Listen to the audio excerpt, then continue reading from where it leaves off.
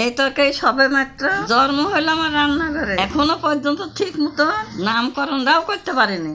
তাতেও তোমাদের কাছে দেখাইতে নিয়ে চলে আসলাম। দেখো একবার কত নালটুস হয়েছে। এই আইটেমটা যদি তোমার রান্নাঘরে একবার যদি জন্ম দিতে পারো না, দেখবা অন্য আইটেম পানছি নাকবে। প্রথমে মুসুরি ডালটা ভিজে রেখে বাকি তুলে নেব। এবার কিছুটা মাছের ডিম নিয়ে মুসুরির ডাল বাটা, আদা রসুন বাটা, মতো লবণ, হলুদ গুঁড়ো, লঙ্কা গুঁড়ো, পেঁয়াজ বাটা দিয়ে সব সিদ্ধ একসঙ্গে ভালো করে মাখাবো।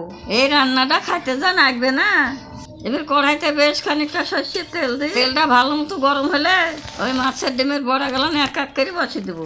তারপরে উল্টি পাল্টি লাল লাল করে সব বড়া গেলা ভাইজে তেল ধরে একে একে তুলে নেবো।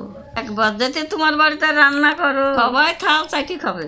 ওই তেলে আলু গালা দিয়ে সামান্য লবণ, হলুদ গুঁড়ো দিয়ে নাড়িয়ে চাড়িয়ে আলুটাকে ভালো করে ভাজবো।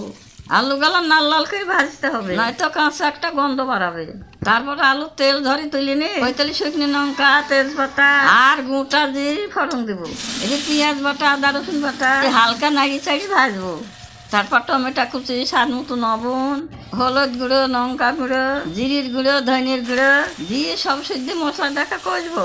মশলা থেকে তেল ছেড়লে ভাজা আলু গালা দিয়ে আর একটু কষিয়ে পরিমাণ মতো জল দিয়ে দেবো।